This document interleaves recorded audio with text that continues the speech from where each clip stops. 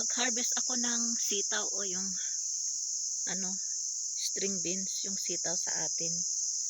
Ayan, may mga bunga dito. Nagtanim ako konti dito, kaya lang yung iba kinain ng kambing. Mas marami doon sa baba, yung doon. Ayan, doon sila kay hindi nyo makita sila kay kasi natabunan ng mga puno, mga dahon-dahon. So kukuha ako ng sitaw dito kasi pinakbit ako na walang bagoong. So ito kukunin ko. Ayan, bismillah. Ito matigas na pang na ito binhi. Ito pwede. Bismillah. Ilang beses na din ako kumuha dito. Ayan, maliit pa Ito pa matigas na din. Pang binhi na lang. Ito.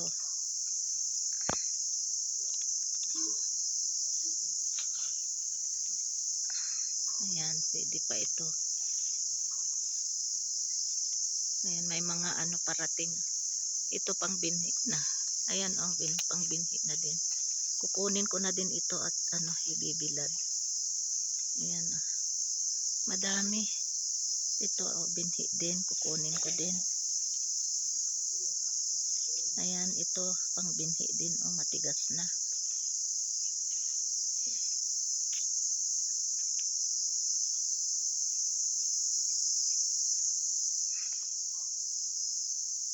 Ito din, matigas na. Ayan, Ayan.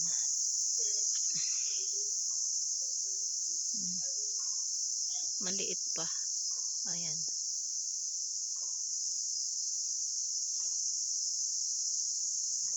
Ayan din.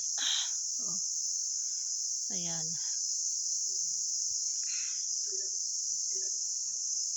Dami pang mga flowers. May mga flowers. Ayan, mga flowers.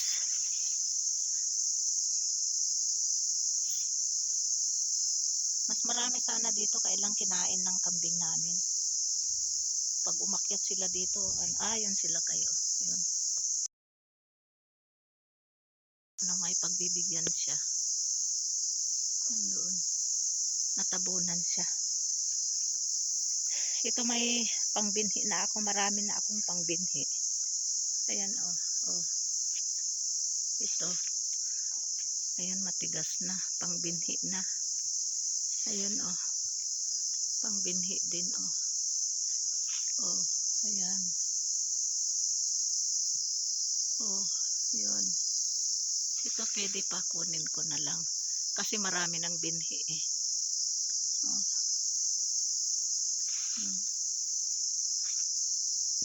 Ito kunin ko din. Kasi gusto ko yung hindi masyado matigas ba. Kasi pag matigas na hindi maganda lutuin. Ayan, marami na akong pangbinhi. Marami din doon sa baba. Kaya lang yung ibang klase ba yung kalahati lang ito. Kung baga sa Ilocano ay tudo. Tawag namin ito pang din ito binhi. Ito pwede ko kung pitasin din. Ayan,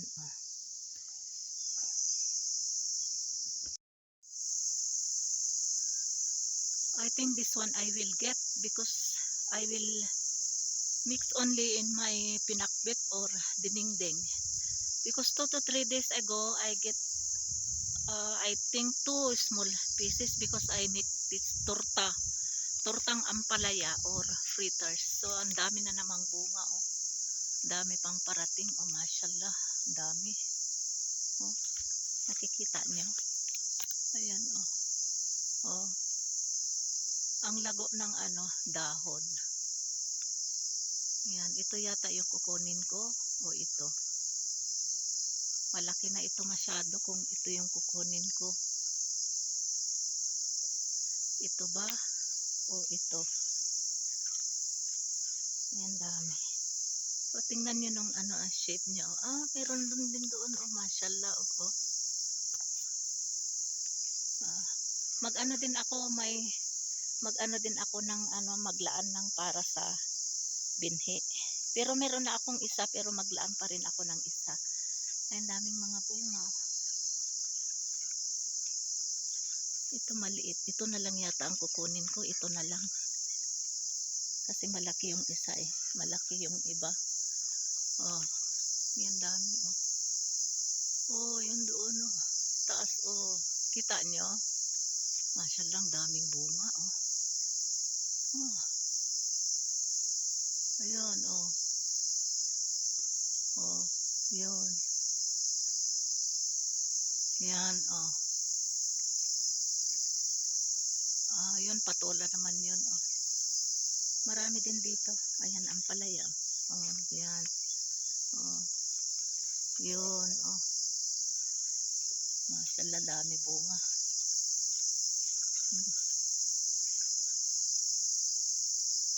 Ah, itong patola, ano din, kunin ko din, ihalo ko sa aking pinakbet. Ayun, meron din doon oh, ang palaya, malaki oh. Oh, dami. Ilang beses na akong nag-harvest nito. Nakarating din sa ano, Islamabad, ay Rawalpindi. Pinadala ko sa ano, ah, yun binhi. Ayun, yellow na oh, yung binhi. Ayan oh. Kita nyo binhi. Ayan oh, yellow. Oh.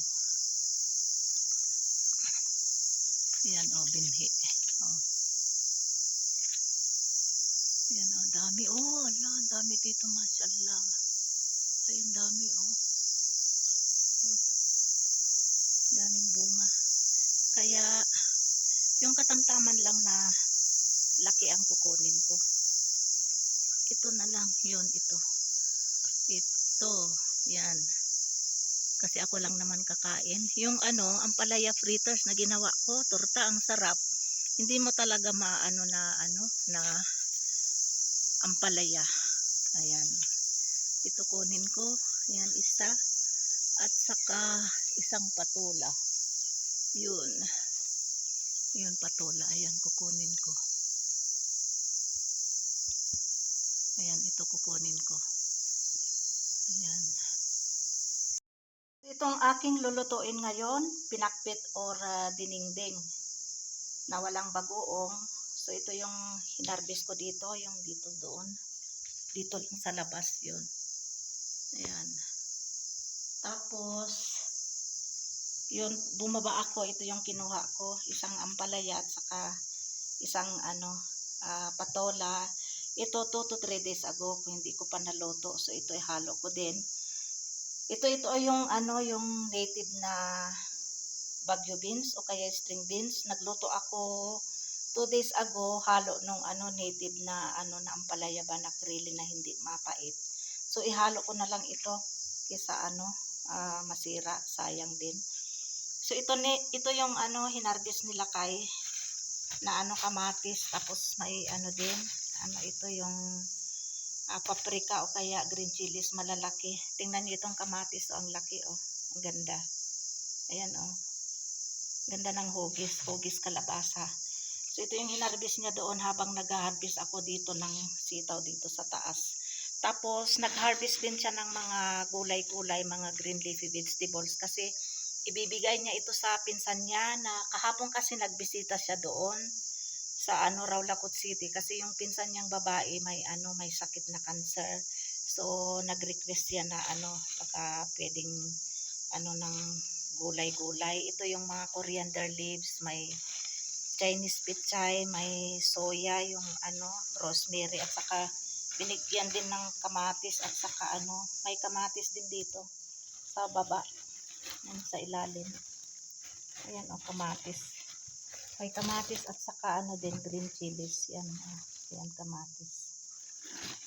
So, mamaya, idalhin ito ni Fahad doon sa Rawlacot City. So, ito lulutuin ko ito para sa akin, pinakbit or dinengdeng. Haluan ko siguro ng ano, yung hibbi, yung dried hipon na maliliit. O tawag sa amin sa Ilocano ay kuros, yung hibbi.